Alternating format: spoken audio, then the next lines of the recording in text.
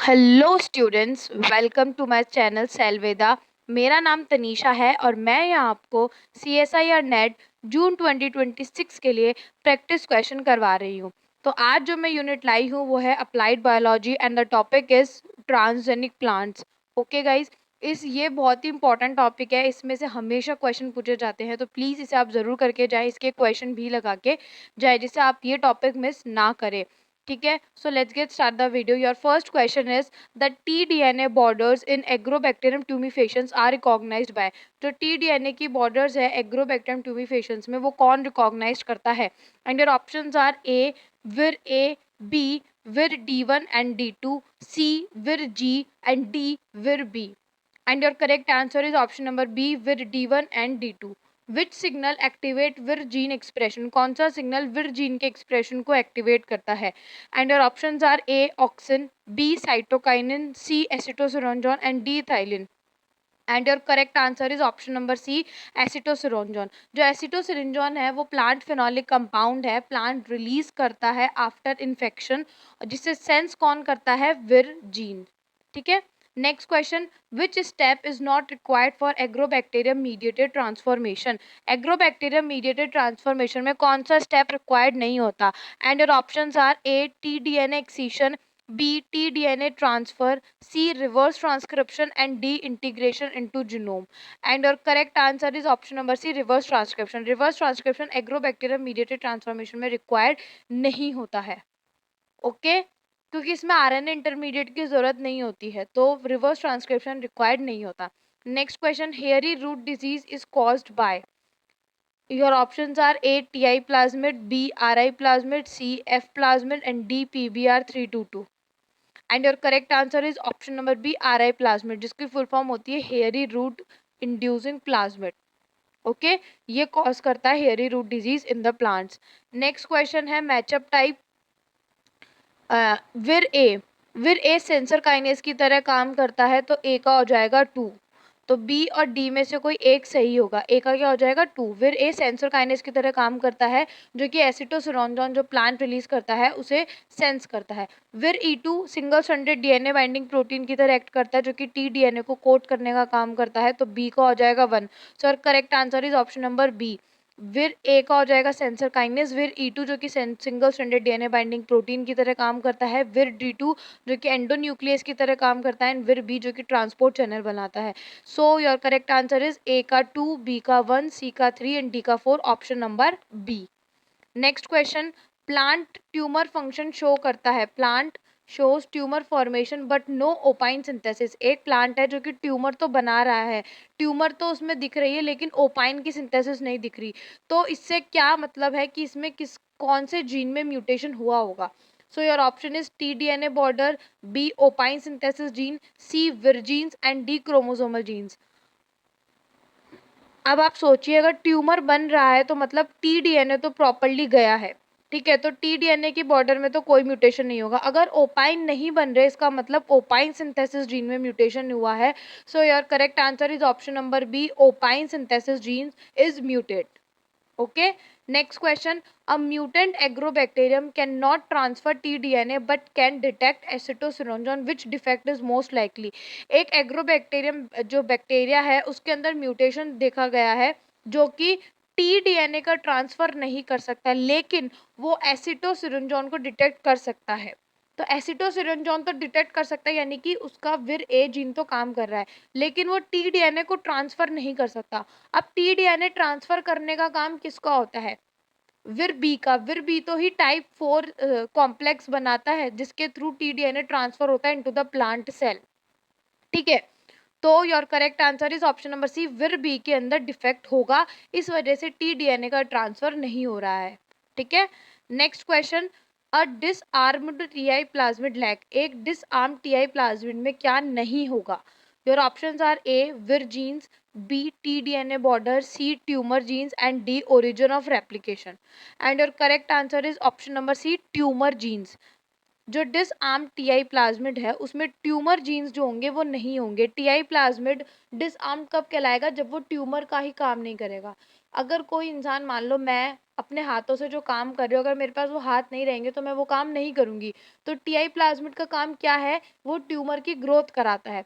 अगर उसके पास काम नहीं कर रहा, वो डिसआर्म है, मान लो उसके पास वो काम करने के लिए हाथ नहीं है, तो वो क्या नहीं करा पाएगा, ट्यूमर के जीन्स नहीं होंगे उसके पास, इसलिए उसे डिसआर्म टीआई प्लाज्मिड कहते हैं। ठीक है, तो डिसआर्म टीआई प्लाज्मिड किसे कहेंगे, जिसके पास ट्यूमर के जीन्स नहीं होंगे। क्यों? क्योंकि वो ट्यूमर की ग्रोथ नहीं करा पा रहा। जैसे हमारे लिए हमारे हाथ काम करते हैं, वैसे टीआई प्लाज्मिड के लिए ट्यूमर जीन्स इंपॉर्टेंट होते हैं और उनके हाथ की तरह काम करते हैं। अगर ट्यूमर जीन्स नहीं होंगे तो वो ट्यूमर की ग्रोथ नहीं करवा पाएंगे इन द प्लांट। ओके, तो ऐसे टीआई प्लाज्मिड को डिसआर्म्ड टीआई प्लाज्मिड बोलेंगे। So correct answer is option number C, tumour genes. Next question, which of the following statement about agrobacterium tumefaciens is false। agrobacterium transformation के according कौन सा statement false है? And your options are A, TDNA disintegrate randomly into the genome, ये तो correct है, T-DNA randomly integrate करता है plant के जीनोम में। B, vir gene physically transfer to the plant cell. C, opine specifically benefit the bacteria. Yes, opines nutrients energy source की तरह काम करते हैं for the bacteria. D, binary vector system are widely used, ये भी सही है। सो आपका जो इनकरेक्ट ऑप्शन या जो फॉल्स स्टेटमेंट है वो है ऑप्शन नंबर बी, विर जीन्स जो होते हैं वो ट्रांसफर नहीं होते, ओनली टीडीएनए ट्रांसफर होता है, विर जीन्स ट्रांसफर नहीं होते। Next question, which is a widely used strong constitutive promoter in plant transformation. Plant transformation के अंदर कौन सा प्रमोटर या कौन सा कॉन्स्टिट्यूटिव प्रमोटर सबसे ज्यादा यूज किया जाता है? And your options are A, lac promoter, B, cauliflower mosaic virus 35S promoter, C, TRP यानी tryptophan promoter, and D, T7 promoter. Constitutive promoter का मतलब होता है जो कंटिन्यूअस ऑन रहे, ठीक है, उसे बोलते हैं constitutive promoter. And your correct answer is option number B, cauliflower mosaic virus 35S promoter is the strong promoter, जो कि सबसे ज्यादा यूज किया जाता है। नेक्स्ट क्वेश्चन मैचअप टाइप है, कॉलीमोजेक वायरस 35S क्या है? अभी मैंने बताया एक कॉन्स्टिट्यूटिव प्रमोटर है, तो ए का क्या हो गया, 1। सो your correct answer is option number 1, जिसमें कॉलीमोजेक वायरस 35S प्रमोटर है कॉन्स्टिट्यूटिव। नॉस प्रमोटर एक वीक कॉन्स्टिट्यूटिव प्रमोटर है। टिश्यू स्पेसिफिक क्या है? जो टिश्यू स्पेसिफिक प्रमोटर होते हैं उन्हें कंडीशनल प्रमोटर कहते हैं, यानी कि वो कंडीशन के अकॉर्डिंग काम करेंगे, वो एक स्पेसिफिक टिश्यू पे ही काम करेंगे।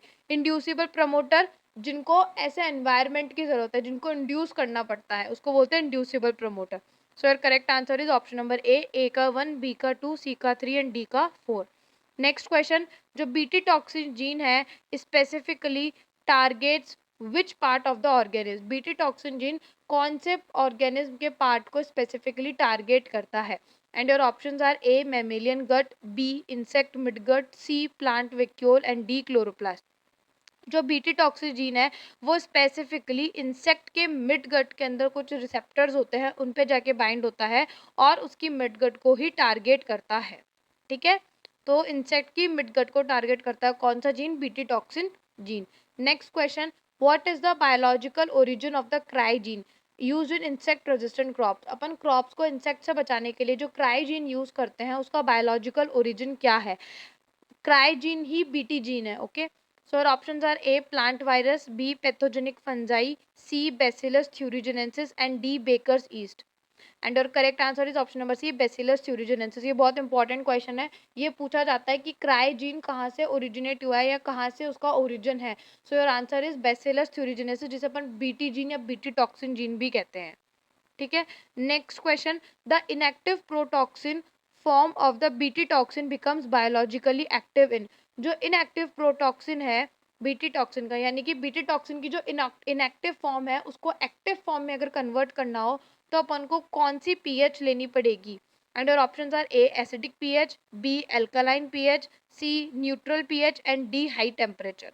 And our correct answer is alkaline pH. Alkaline pH के अंदर इनएक्टिव जो फॉर्म है बीटी टॉक्सिन को, बीटी टॉक्सिन की, उसे एक्टिव फॉर्म के अंदर कन्वर्ट किया जा सकता है। नेक्स्ट क्वेश्चन है, golden rice is bio engineer to be enriched in. Golden rice कौन से मॉलिक्यूल के अंदर या कौन से कंपाउंड के अंदर सबसे ज्यादा होते हैं? मतलब गोल्डन राइस में कौन सा सबसे ज्यादा प्रेजेंट होता है, कौन सा, हाँ, अमाउंट में ज्यादा प्रेजेंट होता है? And your options are A, vitamin C, B, beta carotene, C, iron and D, zinc. And your correct answer is option number B beta carotene. Golden rice beta carotene के अंदर enriched होते हैं, सबसे ज़्यादा उनमें beta carotene पाया जाता है। Next question, the flavour saver tomato achieve delayed ripening via which mechanism. जो फ्लेवर सेवर टोमेटो है उनके अंदर कौन सी मैकेनिज्म चलती है to achieve delayed ripening. Option A increased ethylene production, नहीं, इथाइलिन तो राइपनिंग को फटाफट कराता है, फ्रूट राइपनिंग हार्मोन है इथाइलिन, तो वो तो जल्दी कराता है, तो ये तो सही नहीं होगा। B antisense RNA technology, C over expression of pectinase, D random chemical mutation.